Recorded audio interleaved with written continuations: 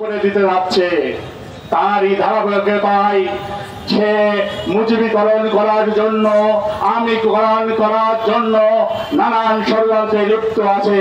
আপনারা দেখেছেন যে পাঠ্যপুস্তকে তারা তার দেশের যে দোসররা আছে তাদের মাধ্যম দিয়ে পাঠ্যপুস্তকে 7ই মার্চের ভাষণ, খুনি মুজিবের 7ই মার্চের ভাষণকে তারা পাঠ্যপুস্তকে সন্নিবেশিত করতে চাচ্ছে। আপনারা দেখেছেন বিচারকে নানান অজুহাতে প্রলম্বিত করা হচ্ছে। জুলাই যোদ্ধাদের দেশে বিদেশে হামলা করে তাদেরকে হত্যার প্রচেষ্টা করা হচ্ছে। এইভাবে আপনারা দেখেছেন এখনো 2টি হলের নাম খুনি মুজিব এবং তার স্ত্রীর নামে এখনো রয়ে গেছে। এখনো ডাকসু থেকে স্থায়ী মেম্বার, আজীবন মেম্বারশিপ থেকে খুনি শেখ হাসিনা ও খুনি শেখ মুজিবের নাম কাটা হয়নি।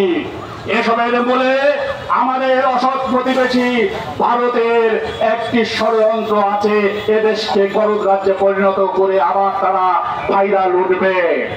তারা কি করেছে, তাদের আমলা, তাদের রাজনীতিবিদরা আমাদের আভ্যন্তরীণ বিষয়ে কথা বলছে, অথচ আমরা নিজেদের চাহিদা পূরণ না করে ইলিশ মাছ পাঠাচ্ছি, তাদের কাছ থেকে বগি ক্রয় করছি।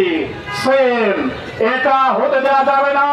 হয় চোখে চোখ রেখে কথা বলুন, নয় তাদের সাথে সমস্ত কূটনৈতিক সম্পর্ক ছিন্ন করে, তাহলে সারা পৃথিবীর সমস্ত দেশ আমাদের জন্য খোলা হবে। আপনারা জানেন 1975 সালের 15ই আগস্ট ভারতীয় আধিপত্যবাদকে কবর রচনা দিয়েছিল আগস্ট বিপ্লবীরা। তারই ধারাবাহিকতায় আবার জন্ম নিয়েছে আমাদের 24-এর 5ই আগস্ট বিপ্লবে। এই বিপ্লবকে এবার সুসংহত করতে হবে, এই বিপ্লবকে সবাই মিলে বাঁচিয়ে রাখতে হবে। আমরা খুনি হাসিনাকে লাল কার্ড দেখিয়েছি, যারা এই বিপ্লবের পরিবন্ধী কথা বলবে, জুলাইয়ের পরিবন্ধী কথা বলবে, তাদেরও ইনশাআল্লাহ আমরা লাল কার্ড দেখাবো। আপনারা সবাই প্রস্তুত হন।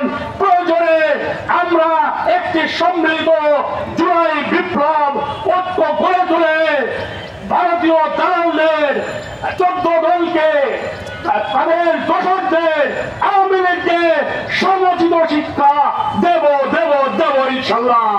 বাংলাদেশ জিন্দাবাদ। ভারতীয় দালালেরা হুঁশিয়ার, সাবধান। ভারতীয় আধিপত্যবাদ ধ্বংস, নিপাত যাক। ইনকিলাব জিন্দাবাদ।